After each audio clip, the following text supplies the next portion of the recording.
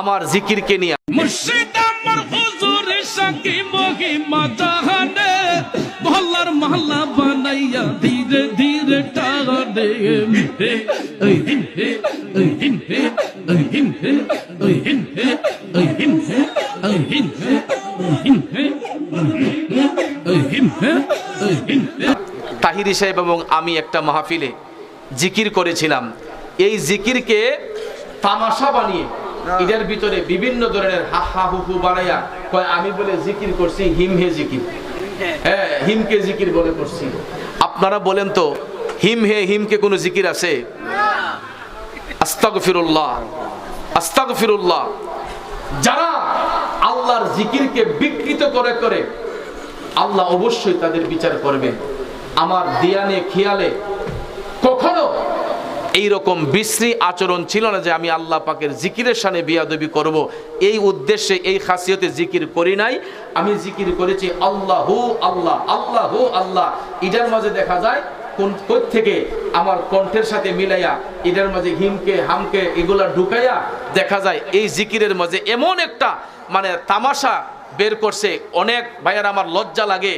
আপনার কুকুর একটা প্রাণী, কুকুরের সঙ্গে এই জিকিরের এই ইয়েগুলা দিয়ে আল্লাহর জিকিরকে ব্যঙ্গাত্ম করা হয়। আমাকে 100 বার গালি দেন, আমি তো মাথা পেতে নেব, কারণ আমার জীবনে ভুল ত্রুটি থাকতে পারে। আমারে গালি দিলে আমার কোনো কষ্ট হবে না। আমার কষ্ট ওই জায়গায় আপনি একজন মুসলমান হইয়া আল্লাহর জিকিরকে নিয়ে আপনি ক্রিটিসাইজ করছেন অপমানমূলকভাবে একটা মানুষকে হেয় প্রতিপন্ন করার জন্য, আপনি আমাকে অপমানি করার জন্য, আপনি নিজে ভিউয়ার্স বাড়াইবার জন্য জিকির নিয়ে তামাশা করছেন, কিন্তু আপনি নিজেকে অন্ধকারে নিমজ্জিত করতেছেন। এটা আপনি ভালো করে জেনে রাখবেন ভাই। কারণ একটা মানুষ হাদিস শরীফে রাসূল বলেছেন, আমি তো আমার জানা মতে আল্লাহর জিকিরকে নিয়ে ক্রিটিসাইজ করি নাই, আর আমি এই দিয়ানের জিকির করিও নাই। আপনি যে আমাকে কালারিং করার জন্য হেয় প্রতিপন্ন করার জন্য আমার জিকির নিয়ে ক্রিটিসাইজ করেছেন।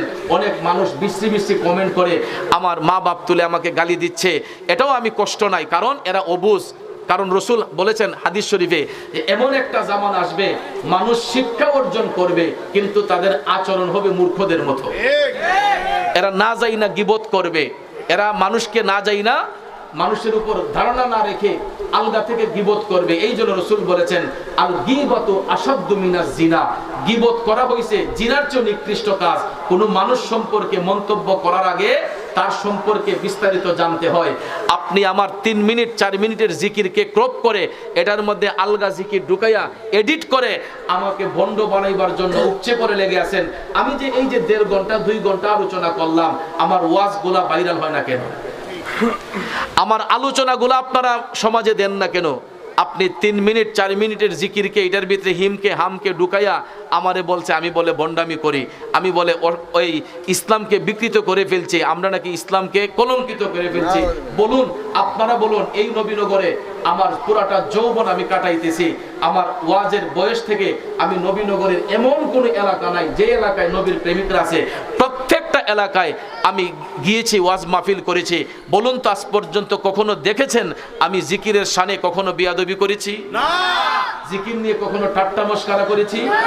আমি বরঞ্চ মানুষরা যদি কেউ অপ্রীতিকর কাজ করে আমি তাদেরকে বুঝিয়ে বলি, এ ভাই আপনারা বসেন, আপনারা শান্ত হন।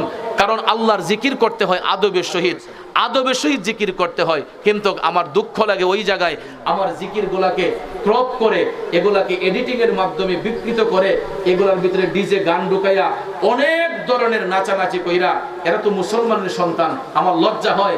আজকে যদি একটা হিন্দু ভাই এগুলা করতো মেনে নিতাম, একটা খ্রিস্টান ভাই যদি করতো মেনে নিতাম। যখন থেকে আমার মুসলমান ভাইরা আরেকটা মুসলমান ভাইকে নিয়ে তামাশা করে, তখন আমার মনে হয় যে এরা আসলে ইসলামের পক্ষে নয়, এরা ইসলামের শত্রু। কথা বলতে রাসূল বলেছেন যে ওই ব্যক্তিটা সবচাইতে বেশি ভাগ্যবান এবং আমার অতি নিকটে থাকবে যদি দুনিয়াতে কোনো মানুষ দোষ করে, ওই দোষটাকে যেই ব্যক্তি ঢেকে রাখে সে হলো, রাসূল বলছেন, সে হলো প্রকৃত মহামানুষ, সে হলো প্রকৃত মানুষ। যদি আমি একটা ভুল করেও থাকি আমাকে পার্সোনালি শুধরে দিবেন যে মুরাদ সাহেব আপনার এই জায়গাটায় রং হয়েছে।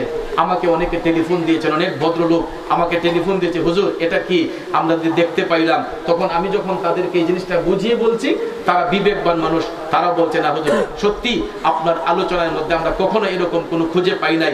আর না যাই না কিছু কিছু মানুষ আমাকে ভাইয়েস্ট করার জন্য, আমাকে কালারিং করার জন্য এরা উপচে পড়ে আমার জিকিরের মধ্যে বিশ্রী কমেন্ট দিয়ে আমাকে তারা কালারিং করতে চায়। কিন্তু মনে রাখবেন, দুনিয়ার হাজার মানুষ যদি আমাকে অপমান করতে চায়, আমাকে ইজ্জত দিবেন কে? আল্লাহ। আল্লাহ বলেছেন ওয়া তুইজ্জু মান তাশা ওয়া তুযিল্লু মান তাশা বিয়াদিকাল খাইর। আল্লাহ বলেছেন আমি যাকে ইচ্ছা সম্মান দিতে পারি, আমি যাকে ইচ্ছা যার কাছ থেকে সম্মান কেড়ে নিতে পারি। ক্ষমতা কার? আল্লাহ। আপনি চাইলেও আমাকে ইজ্জত দিয়ে বড় করতে পারবেন না, আপনি আমাকে বদনাম করে আমাকে খাটো করতে পারবেন না, কারণ ইজ্জত দেওয়ার মালিক একমাত্র আল্লাহ। কথা কোন ঠিক না ঠিক?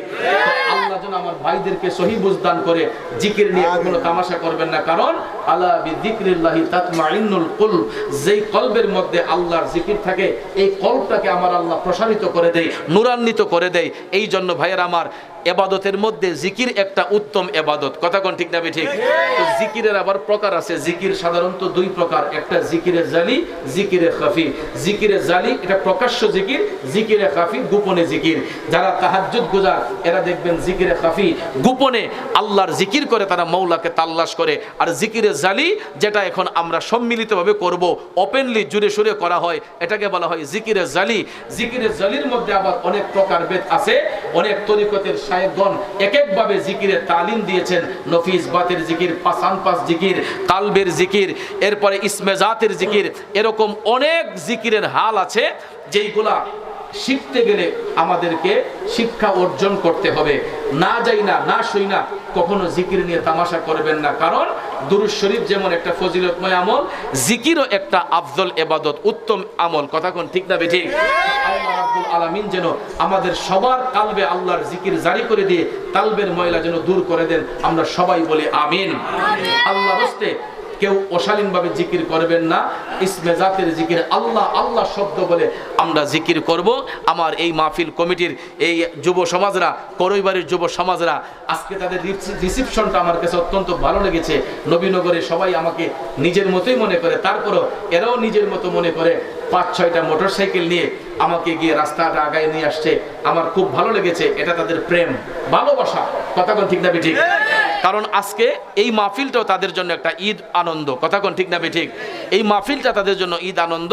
কবরবাসীর আত্মার মাগফিরাতের জন্য এই যুব সমাজরা মাহফিলটাকে তারা ইন্তজাম করেছে, আয়োজন করেছে। তাদের রিসিপশনটা আমার কাছে ভালো লেগেছে। আমি আল্লাহর দরবারে দোয়া করছি, আল্লাহ যেন প্রত্যেকটা যুবক ভাইদেরকে মদিনাওয়ালার প্রেমিক বানিয়ে দেয়, এবং এদের মাধ্যমে ভবিষ্যতে নেক আমল জারি থাকবে, ভালো কাজ সমাজে জারি থাকবে। আর এই যুবক ভাইদেরকে আমি শুধু